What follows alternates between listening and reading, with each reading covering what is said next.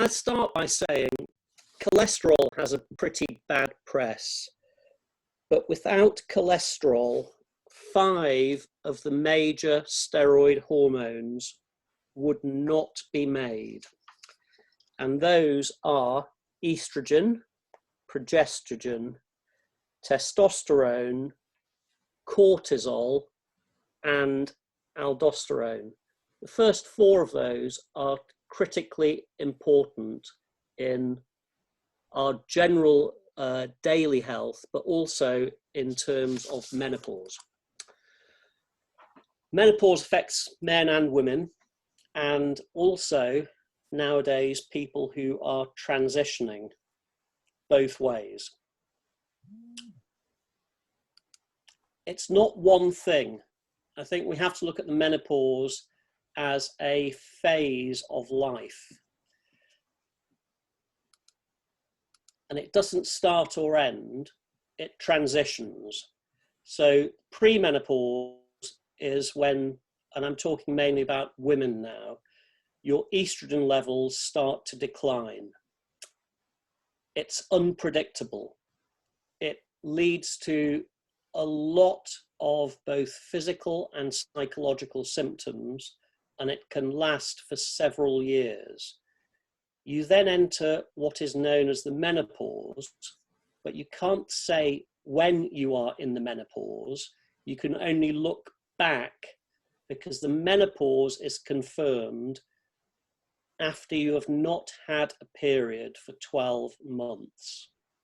You then go on to postmenopause, which is the rest of your life. The thing is, you can still have the perimenopausal symptoms.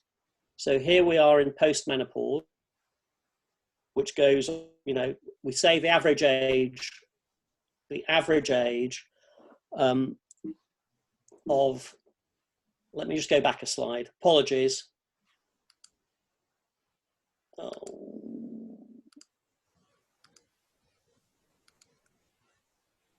The average age of menopause is 52. The average age for a woman now in this country is 84. So you are going to be postmenopausal for a good 32 years. For a number of those early years, you can still get symptoms such as hot flushes. And indeed, we referred a woman a month ago who was 72 and was still getting up to 20 hot flushes a day. And she'd been having those for the past 20 years. There was a telephone consultation with her from the hospital, and in Sheffield, certainly, there is a specialist menopause clinic, and it was suggested that this 72-year-old woman was started on an estrogen gel to try and control her symptoms. The only issue with that is the manufacturers do not recommend HRT past the age of 65. But she was so distraught by her symptoms that she wanted to take a risk and have it off license. So there are 4 types of estrogen. I'm sorry, I don't want to give you a biology lesson, but I'm going to. There's 4 types of estrogen. The main one is estradiol. It's produced by the ovaries from the time of your first period to the time of your last period. It only stops being produced if you're pregnant, and then you have this hormone, estradiol, which is produced by the placenta. The 4th estrogen is also produced in pregnancy, but the important one is this one, estrone, which is produced after the menopause. Now, estrone is produced not by the ovaries, but it's produced all over your body by the liver, pancreas, bone, adrenal glands, skin, brain, and fat tissue. And it converts androgens, which is testosterone, into estrogen via an enzyme. Critically importantly, the other source of estrone is your diet. And the breakdown of dietary estrogen is controlled by the bacteria in your gut. Estradiol, produced by your ovaries, circulates in your blood and has the impact that you would want estrogens to have all over the body. Estrone is produced locally in tissue and acts locally. So you're getting your hormone load in a completely different way. In the UK, the average age for menopause is 51. 1 in 100 women will experience the menopause under the age of 40. 1.5 million women in the UK experience symptoms which usually last for 4 years, but can last up to 12. And 50%, and this is really sad for me as a health professional, 50% of women will never see a health professional, even though they're incredibly symptomatic. A lot of women talk to their friends or their mums about their symptoms, and often the sort of consensus is there's nothing that we can use, it's just a part of life, you should just get on with it. As I said, premature menopause before the age of 40 can have really significant effects on a woman's general health, and it impacts on something called her morbidity. That's the illness that she will experience between the age of 40 and the time of her death. Early menopause starts before 45. The other interesting thing is that different races experience a different average time of menopause. So in African American women, it's at an earlier age. Caucasian women, you can see here, a fewer percentage have an early menopause, hardly any Japanese women. And that may be because of the phytoestrogen, soya-based products that they eat.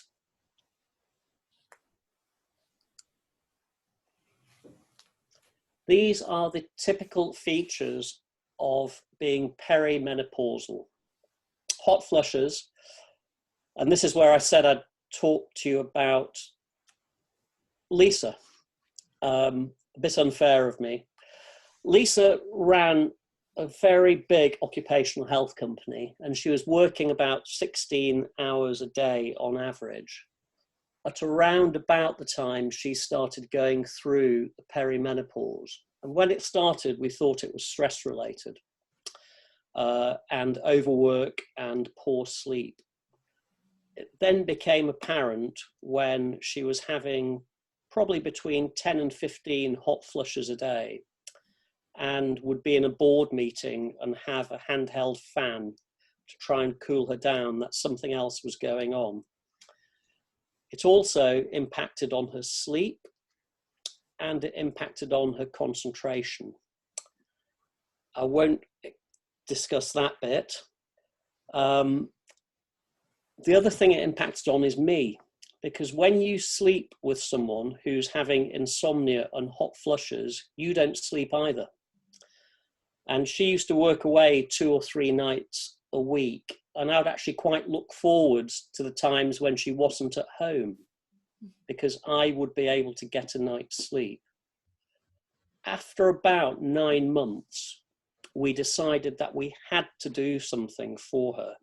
So she went to her GP and was prescribed some HRT. We're going to talk about HRT in a moment. But the other thing that we did at that time is change our diet.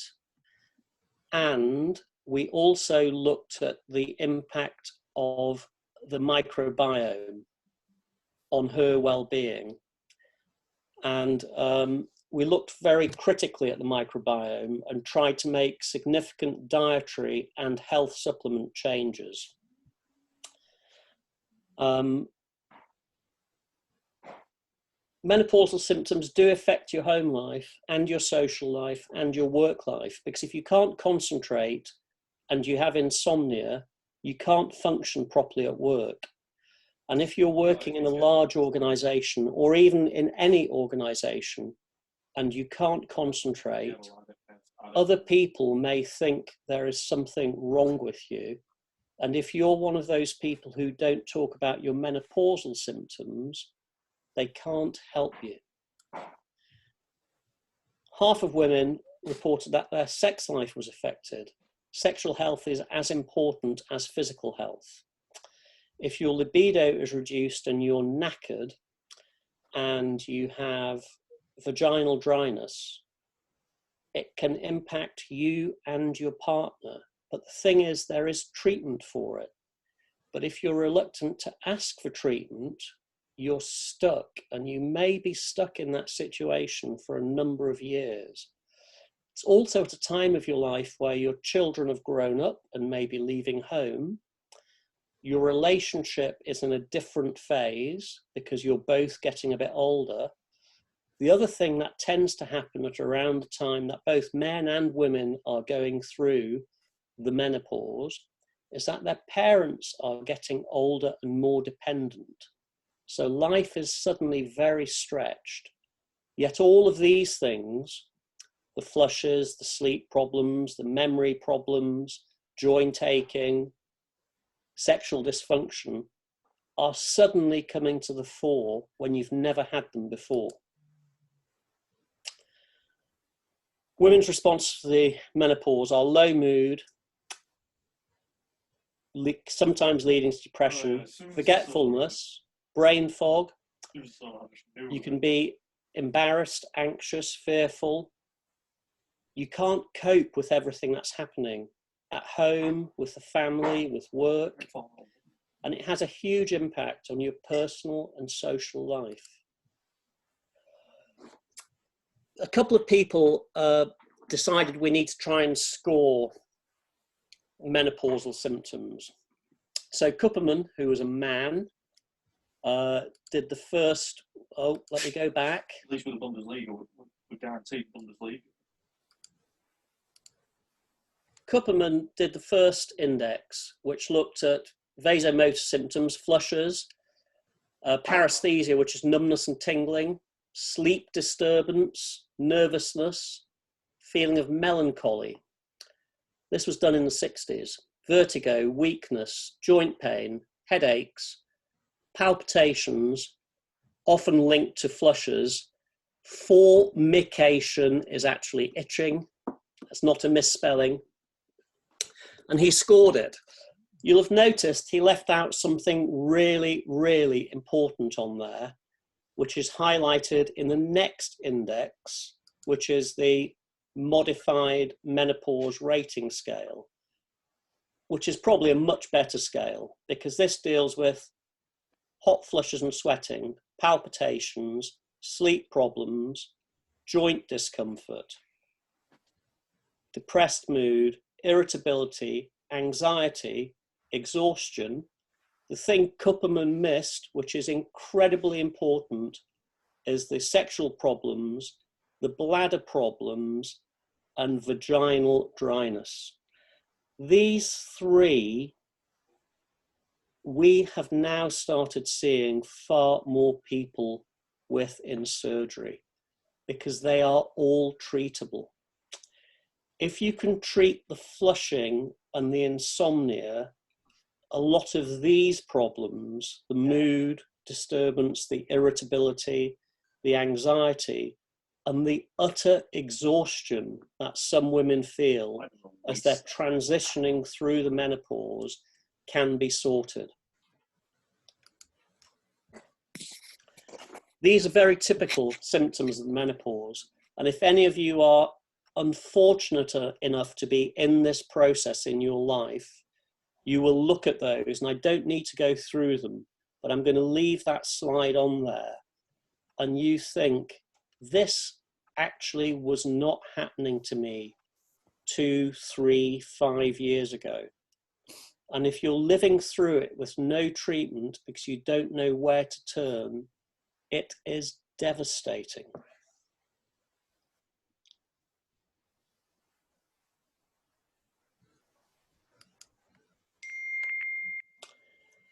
Here's a new term, probably for quite a few of you. You may have heard of the microbiome. You probably have not heard of the estrobolome. This relates specifically to those bacteria which live in your gut and are capable of breaking down conjugated estrogen. Estrogen, as we already know, comes in many forms. Some produced by the body, is excreted by the gallbladder into the gut, and the microbes in your gut then break it down into a usable type of estrogen. Dietary estrogen in the form of phytoestrogens are also broken down in the gut. So gut health is incredibly important in regulating your menopausal symptoms. Gut dysbiosis relates to a time when your gut bacteria are not optimal. And that can be because you're so stressed you've forgotten to eat properly. So your diet becomes mainly reliant on processed foods. You're eating more sugar than you should do. You're drinking more alcohol. You're exercising less. You're gaining weight. You aren't having enough fiber. Certainly a lot of people in the UK don't have enough fermented foods, things like kefir or kimchi or sauerkraut. And when you have gut dysbiosis and your estrogen isn't functioning as it should do, because estrogen has a huge impact on a lot of bodily functions. It has an impact on your cardiovascular well-being. It has an impact on the way that you store fat. It has a huge impact on a woman's liability to get osteoporosis. And that's why levels of osteoporosis rise after the menopause. Before you go through menopause, obviously it can impact on endometriosis, which is where you get uterine tissue in other sites other than the uterus. It will impact on polycystic ovarian syndrome. And understandably, all of those tissues which depend on estrogens, like the breast, the lining of your uterus, your cervix, and your ovary. I said I wasn't going to give you a biology lecture, but this is a quick one. So here's your gut. This is the small intestine. So we've said that conjugated estrogens can come through the bile duct into the bowel. Conjugated estrogen. Phytoestrogens are the estrogens that you eat. This hormone is produced by your microbiome, by the bacteria in your gut. And without a good, healthy gut microbiome, you cannot break down these forms of estrogen into the type of estrogen that your body can use. So what happens in your gut are the phytoestrogen and the conjugated estrogen. Gut bacteria break it down. It's absorbed into your gut, enters your bloodstream. It then goes to sites around your body, be it bone, breast, in this case, vagina, goes to your vaginal epithelium, where the active metabolites, these two, go into estrogen receptors. And this is where they exert their effect through gene expression, and you have a healthy vaginal lining. What happens when you are going through the menopause or are postmenopausal is there is not enough estrogen unless you've done something about it, and you get a condition called atrophic vaginitis, where the vaginal wall becomes very thin and dry.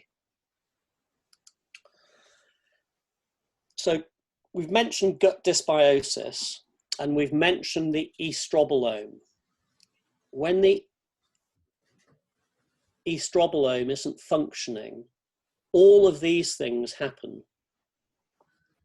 You can get endometriosis, polycystic ovarian syndrome, and endometrial hyperplasia, obesity and metabolic syndrome, cancer, not only of the lining of the womb, but of the breast, and interestingly, the stomach. And estrogen dysfunction has a major, major impact on brain function. All of these are clinical papers, and I can reference you to a paper on estrogen gut microbiome axis and its implications, which is quite an easy read and it may interest you. And I'll give you the link to that at the end of the talk.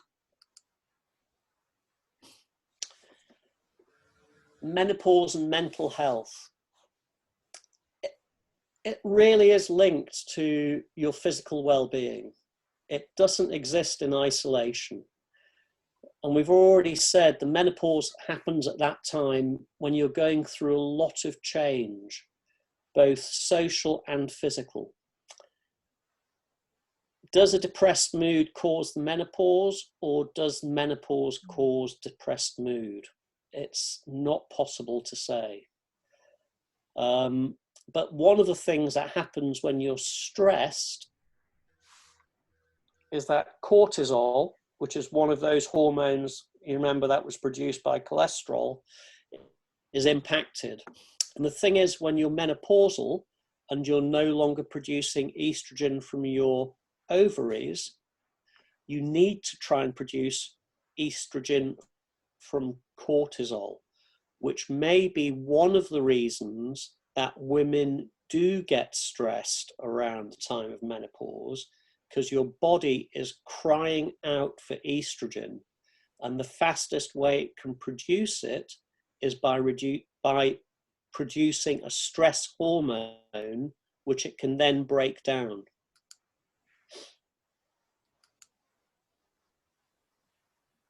HRT. HRT is probably a taboo subject, but it's one we must talk about because it's a very, very good source of hormone replacement. We're going to go through this in some detail, and if you bear with me for 5 minutes while I do. So, what does HRT do? It replaces estrogen lost in the menopause. It definitely improves things like hot flushes, vaginal dryness, sleep disturbance. It helps with osteoporosis. It does have side effects in the form of breast tenderness, leg cramps, nausea, bloating, irritability, and depression. Studies have shown an increased link to cancer. Males can take, remember there's the male menopause, they can take patches or have testosterone gels. There are other forms of treatment for HRT, more natural forms. Currently, in the British National Formulary, there are over 50 different types of HRT. There are tablets, patches, gels. There's IUDs, which contain progesterone. There's even estrogen implants. There is no right or wrong with any of them. But what's happening more and more now amongst GPs who are interested is that they are prescribing something called bioidentical HRT, which tends to be the patches and gels. And it's also something called micronized progesterone, which is a much more similar progesterone to that naturally produced by the body. Historically, manufacturers used to make HRT from the urine of pregnant horses. It was one of the most widely prescribed HRTs. It was called Premarin. There was another form of it called Prempac-C. And in the 90s, they were probably the most widely prescribed forms of HRT. Not surprisingly, given the nature of their manufacture and production, women used to get side effects. Now, as you know, I've been a GP for 30 years. I was a partner in the 90s. And in the 90s, women who were in their mid-40s would come to the GP and say, I know I'm going to go through the menopause. I want to have HRT because it's going to keep me young. Makes my skin great, makes my hair great. I will maintain my libido. Everything's going to be fantastic. And to be honest with you, at the time, we all thought as GPs, HRT was the panacea for youth. Things changed fairly dramatically. There were two studies that led to the change. The Women's Health Initiative in 1991 looked at 162,000 women. The thing is that these women were in their 60s, so they were 10 years after the menopause. And they were actually given HRT to look at the potential benefit of HRT on cardiovascular health. The other group of women was what was called the UK-based Million Women study. That ran between 1996 and 2001. They looked at 1.3 million women who had actually attended for breast screening and asked them a series of questions about their height, their diet, their weight, their smoking history, whether they took HRT. Both of these studies produced data at around about the same time in 2002. And this is what the data said. HRT can double the risk of breast cancer. So the Daily Mail, which loves to sensationalize things, and the BBC. Within a month, virtually all women in the UK stopped taking HRT. The studies did show an increase in HRT. And I just want you to look at this. HRT can double the risk of breast cancer. That's terrifying. And if I was taking HRT, I would have stopped it. The problem is the sensationalization of the data destroyed the lives of a cohort of women for about 10 years. Because between 2002 and around about 2012, when the studies were refuted, a whole group of women took nothing for their menopause. This is the current data from the British National Formulary. I'm sorry, I don't know why I'm getting all these squiggly lines. So, breast cancer. If a woman is not taking HRT, the background incidence is in 1,000 women, 30 over a 10-year period would get breast cancer. For those women taking combined HRT, there would actually be an additional 36. 36 out of 1,000 is 0.36%.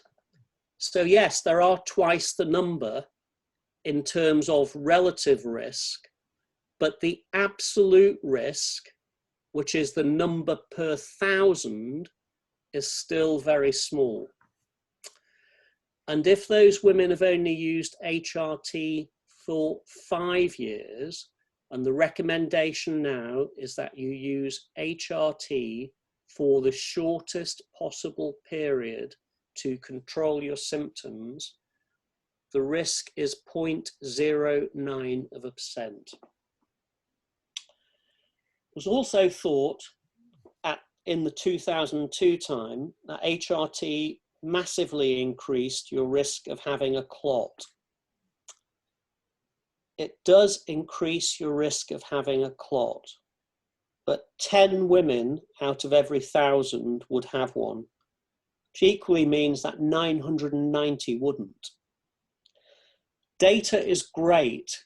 It depends on the way that you look at data, and it depends on the way that data is interpreted. Most importantly, data should not be used to sell newspapers. You can tell I feel quite passionately about that, can't you? Right, phytoestrogens. These are estrogens that you eat. There's two major classes. There's isoflavones, which are soybeans, so soy, tofu, etc. And there's lignans, so flax seeds, whole grains, legumes, fruit and veg. Healthy food contains phytoestrogens, which can help your estrogen levels both in the peri and post-menopause. And if you remember, if you eat these types of foods, your gut microbiome will be able to break down the phytoestrogen for you to utilize as another source of estrogen. Other than HRT, there are some natural measures you can take. We mentioned how poor your diet can be in terms of processed foods and sugars. So if you reduce fat, try and not get fat, reduce the amount of salt that you eat, increase your calcium and vitamin D, that will definitely help. A number of dietary supplements have been used over the years, and they all have the proponents: cohosh, sage, red clover, ginseng, evening primrose oil, licorice, red raspberry, St. John's wort, lemon balm, fennel. All of them have their advocates. And if you go online, there will be people who say, this is the only thing that works. Ignore the medical profession. It's wonderful. Just remember that some of these products can interact with other medicines, and some of them in their own right can cause really quite significant side effects, like liver toxicity and vaginal bleeding. If you're going to take one of these types of supplement, please make sure that it has a traditional herbal registration certificate. Exercise is a great treatment for the menopause. Helps reduce fat, reduces stress. Try not to drink too much alcohol, particularly at the moment.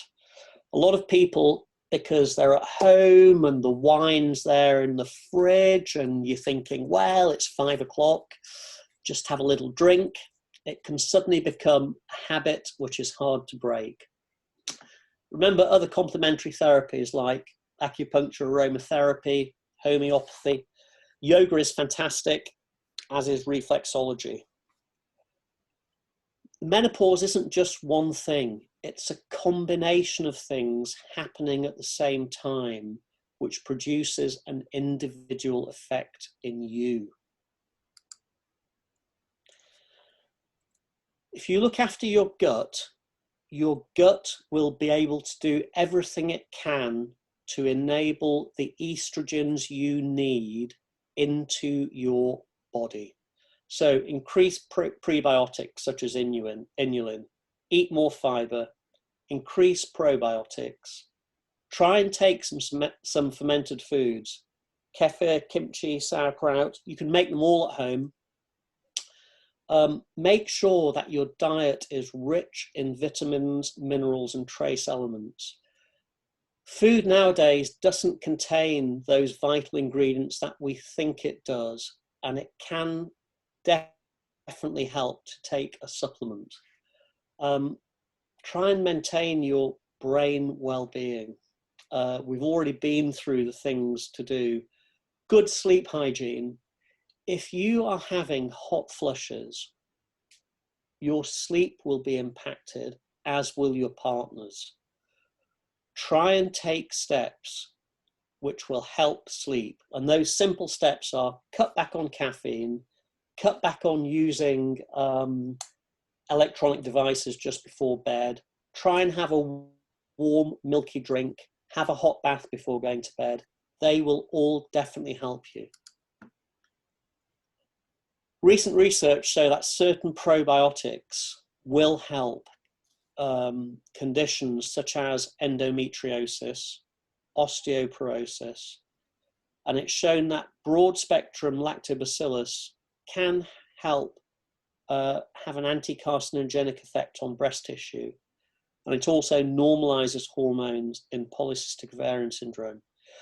I hope that wasn't too technical, and I hope you learnt something from that. It's been an absolute pleasure, and thank you for giving me an hour of your time tonight.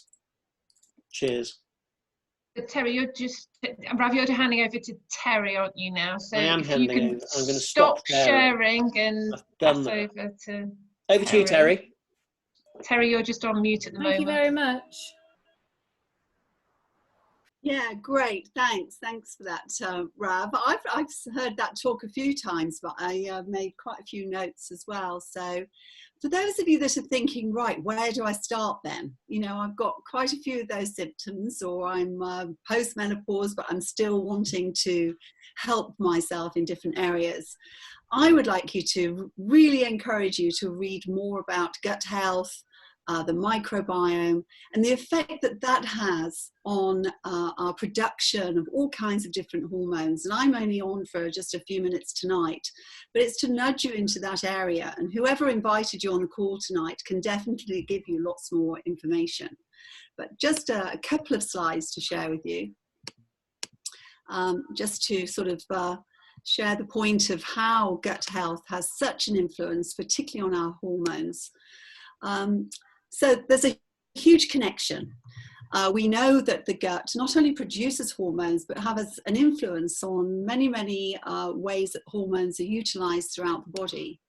And just a couple of things like serotonin, the happy hormone. We had lots of that last week, didn't we, with all the sunshine? May not be feeling quite so happy at the moment. But you know, the serotonin, the hormone that makes us happy, is produced in the gut, as is GABA, which is the calming hormone that really helps the brain relax. And anyone who's very anxious often hasn't got enough of this hormone. Very, very important. Deep sleep, melatonin, Rav mentioned that. And this is the hormone that helps us sleep and help us recover and rejuvenate while we're sleeping. But again, that's produced by gut health, good gut health. And fertility. We are talking a lot about estrogen and hormones in this area. And again, produced in the gut, but also influenced as to how they are around the body by good gut health. Now, anyone thinking about dealing with hormonal issues, really their top priority should be looking at your gut health and improving it. That's the core.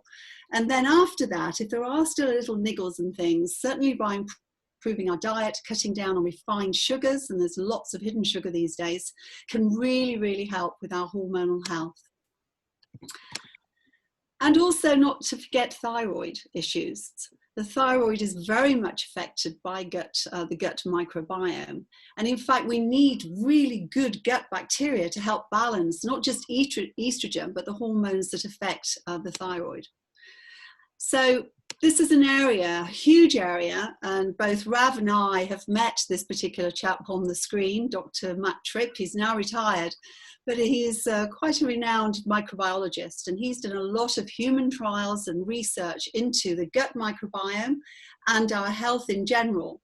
And he's the guy who's behind some scientific products, validated products, that can really help you on your journey to resetting your gut and giving you lots and lots of good things that we know that the gut, well, we know scientifically really help feed the gut. Things like good quality protein, fiber, pre and probiotics, things like zinc, and certainly things like L-glutamine, for example, which helps repair that gut wall that Rav was mentioning. And I think it's important to remember this leaky gut, where these toxins leak into our bloodstream. This reduces the amount of estrogen and reduces the amount of hormones that our body can make. So by really helping with gut health, it can help all of these processes. So our 21-day program, I know there's quite a few people on the call who've already done this, is not just been thrown together. It's had human clinical trials, and we've had it in the UK for over 3 years now. It's something that I've done a couple of times. I'm currently doing it again. And this is something that can really reset the purification program that your body can really start to improve with once it's been done. So this is it, 21-day program. It's healthy food, but with supplements that we know can really help reset gut health.